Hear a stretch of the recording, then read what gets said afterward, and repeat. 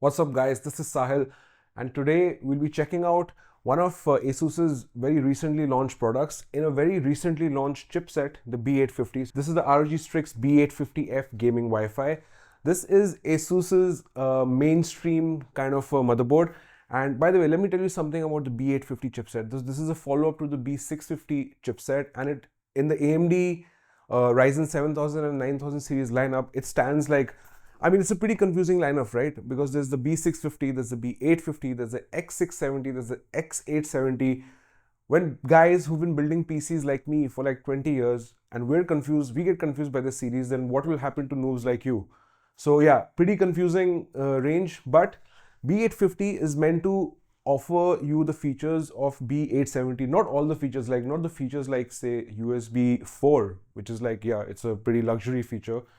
And you know how Sahil loves his luxuries. Yeah, this is meant to offer you, all of the nice bells and whistles, but not all of the luxuries of the X series. And actually, the X670 series is also pretty good, pretty matchable with the B850.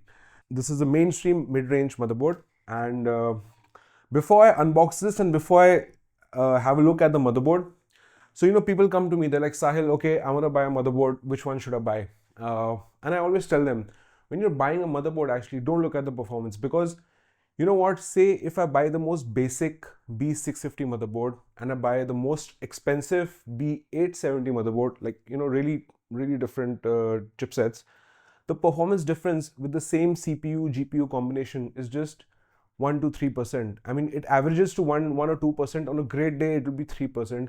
So actually, when you buy a motherboard, don't look at the performance, but look at the features of the motherboard. How exactly are you going to use your PC in your life? How long do you intend to use it? What all do you want to use it for? Those are the things that should decide what motherboard you should get. And never ever compromise on a motherboard. Like, you can compromise on other things, but never compromise on a motherboard. So on that note, is the ROG Strix B850F gaming Wi-Fi. Yeah, that's pretty mouthful. Is this a compromise, or is this a great mainstream mid-range board? Let's have a look. So, okay, here is the motherboard. Now, before we look at what is actually in the motherboard, okay, this I guess will be the Wi-Fi antenna. This supports Wi-Fi 7, by the way. And yep, it's yeah, love this ROG Strix antenna. This is magnetic. Yeah, I hope so. There you go, magnetic, and you can adjust it. So great. And what do we have inside? Okay, nice ROG Strix stickers. I'm actually a huge fan of these stickers, and there's a nice variety of stickers, and you can really like decorate your PC or your other stuff. This is the manual. One of the most important parts when you build your motherboard. You really need the manual handy. Nice to see that Asus has given a very clear diagram on the top, so that's good. And what do we have here? Otherwise, yeah, so we have the usual ROG Strix things, like the like the ROG keychain. Yeah, love this keychain. Always nice to have. And then yeah, this is the M2Q slide. So we have a nice selection of cable ties. We have yeah, this is another M2 latch. Here are your SATA cables. And yeah, I guess these are your M2 rubber grommets. So pretty, I would say it's a pretty basic package. I think it's pretty, yeah, this is supposed to be a mainstream board, so you get a pretty mainstream kind of a package. Not basic, actually, correct me over there. Now let's have a look at the motherboard. Yeah, I've seen some manufacturers don't give this foam with the motherboard, and it's so nice that Asus gives this, because this is, I like it, that's all. Okay, so this is the ROG Strix B850F gaming Wi-Fi motherboard. So by the way, this is also available in white, and design wise, this follows the very typical ROG Strix design language. It's like matte black, and it's great. It looks really stylish and sexy. I love the pixelated ROG graphics. And okay, So first of all, here is the M2 latch. Okay, yeah, love this latch, like love this mechanism. I think this is one of the best mechanisms to for the M2 slot. There you go. You can just remove this so easily, and I prefer this to other screwless mechanisms. This actually works really well. This one, I guess, can be removed with the screws. So it would have been nice if they would have given these latches also in a screwless design. So this motherboard offers you two Gen 5 M.2 slots. So one is over here and one is over here, and it offers you two more Gen 4 M.2 slots which are over here. So by the way, this is a Gen 5 PCI Express X16 port, and then here is a X4 slot. So this slot shares the bandwidth with these two Gen 4 M.2 slots. So if you're using the M.2 slots, then this will be disabled, and if you're using this slot, then the M.2 will be disabled.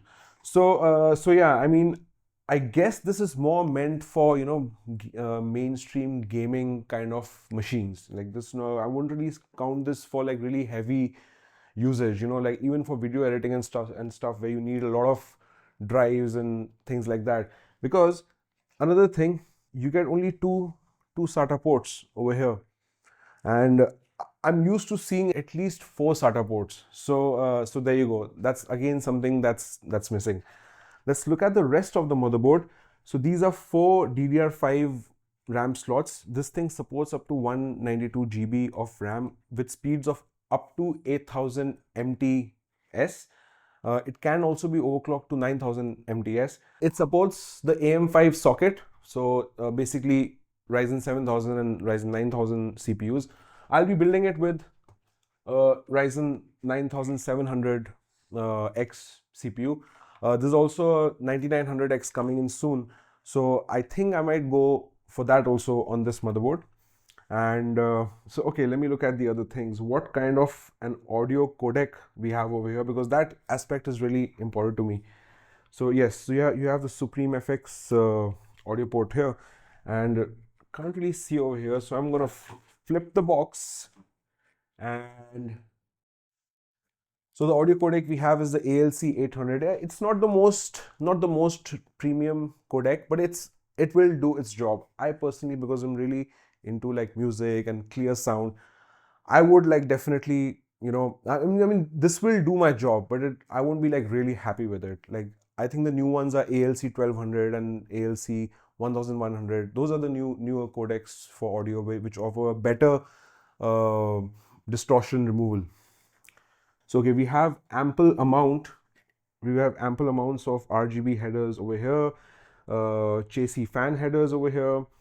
There you go. These are the RGB headers. We have also, these are the, again, the CPU fan and the AIO headers over here. So that's nice. So yeah, all over pretty like it. I think this can work with high-end CPUs. No problem with that, because it has enough power phases to manage power hungry CPUs. So I don't think so there'll be a problem with that. But I think yes, there are definitely some features that I would like to have over here. It's good to see debug LEDs over here. I mean, you know what? Building a PC without debug LEDs, it's just so inconvenient. So it's nice to see Asus has given you debug LEDs. But yeah, you still don't get the debug display, which would have been better, because that just makes everything so much more easier.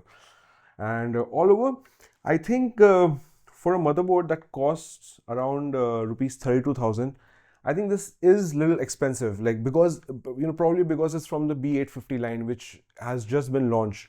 So you can definitely find like great options. Won't be the B850 chipset, but will give you as much features, maybe even more features. Yeah, for people looking for the B850 chipset in particular, if you want those Gen 5 M.2 SSDs, you want like the best support for your Ryzen 9000 CPUs, then this is good. Let's look at the back panel. Yeah, the IO shield is integrated over here. So 4 5G USB ports, one USB-C 10G port, and one USB-C 20G port, Then you have 4 more USB 2.0 ports, one USB 10G. So you have two USB 10G ports over here. You have the clear CMOS and the BIOS flashback buttons. Again, great. I think all motherboards should have it. And you have the Wi-Fi 7 connectors. In the audio, you just have a line out and a mic in. So yeah, no native 5.1 audio support over here.